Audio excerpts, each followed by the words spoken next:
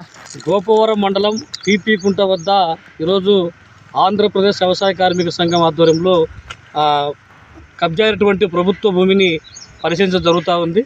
ప్రధానంగా ఇక్కడ మేము ఆంధ్రప్రదేశ్ వ్యవసాయ కార్మిక సంఘం ఈ భూములను కూడా పరిశీలించడానికి కారణం ఏమంటే, మొత్తం ఈ పక్క ఉన్నటువంటి కొంతమంది భూ కబ్జాదారులు ఎవరైతే ఉన్నారో వాళ్ళు కొంతమేరకు పట్టా ఉంటే దాన్ని ఆసరాగా చేసుకొని మొత్తం అంతా కూడా దాదాపు 10-15 ఎకరాల వరకు మొత్తం చుట్టుపక్కలంతా కంచెలు వేసినారు, బోర్లు వేసినారు, మిద్దెలు కడతా ఉన్నారు.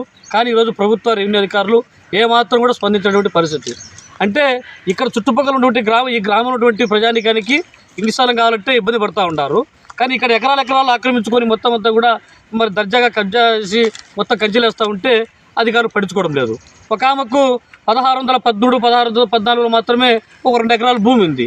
ఆమె ఏకంగా మొత్తం 10 ఎకరాల వరకు ఆక్రమించింది. మరి మేము చెప్తాను, ఈరోజు ఈ మొత్తం ఏదైతే కబ్జాదారు ఉండో వాళ్ళపైన తక్షణమే కేసులు నమోదు చేయాలని చెప్పి డిమాండ్ చేస్తూ ఉన్నాం.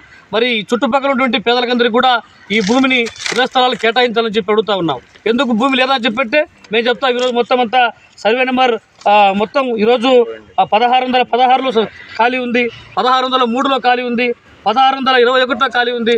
ఇట్లా అనేక సర్వే నెంబర్లు చుట్టుపక్కల అనేక ఉన్నటువంటి పరిస్థితి ఉంది. కాబట్టి దాదాపు ఈ భూమినంతా కూడా తక్షణమే ఇవ్వకపోతే మాత్రం పేదలకు, ఈ చుట్టుపక్కల ఉండే గ్రామ ప్రజలకు, ఎస్సీలకు, ఎస్టీలు ఎవరైతే ఉన్నారో వాళ్ళకి ఇవ్వకపోతే మొత్తం ఈ పీపీ కుంటలో ఉన్నటువంటి గ్రామాలందరినీ కూడా ఐక్యం చేసి, ఏకం చేసి ఆంధ్రప్రదేశ్ వ్యవసాయ కార్మిక సంఘం ఆధ్వర్యంలో మొత్తం జెండాలు పాతైనా కూడా పేద ప్రజలు పంచుతామని చెప్పి హెచ్చరిస్తూ ఉన్నాం. ఈరోజు అధికారులు ఇది తగుదనమ్మా అని చెప్పి అంటారు. పేదలు ఎక్కడైనా వచ్చి 2 సెంట్లు జాగా వేసుకుంటే ఆగమేఘాల మీద వచ్చి మొత్తం అంతా గుడిసెలు పీకేస్తారు, లేకుంటే కేసులు పెడతారు.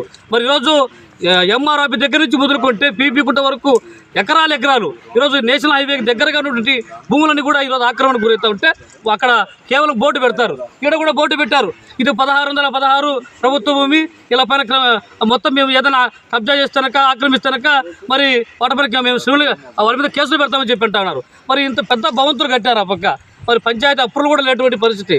అలాంటివన్నీ కూడా ఏదో కడతా ఉంటే వాళ్ళపైన ఎలాంటి కేసులు లేవు. మరి ఈ చుట్టూ ఇంత పెద్ద ఎత్తున కంచెలు వేస్తే వాళ్ళపైన ఎట్లాంటి కేసులు లేవు. కాబట్టి వీళ్ళు మొత్తం అంతా కూడా అవినీతి తిమింగలాలుగా తయారైన తప్ప రెవెన్యూ అధికారులు ఎక్కడ కూడా ప్రభుత్వ భూములు, అనేక భూములను కాపాడుకోవాలా, పరిరక్షించుకోవాలనే ఆలోచనతో లేరు. కాబట్టి ఇప్పటికైనా ఆలోచించండి రెవెన్యూ అధికారులారా. మీరు కనుక చేయకపోతే, మీరు స్వాధీనం చేసుకోకపోతే మేమే పెద్ద ఎత్తున భూ పోరాటం చేసి వ్యవసాయ కార్మిక సంఘం ఆధ్వర్యంలో ఈ పేద ప్రజానికం మొత్తం కూడా పంచుతామని చెప్పి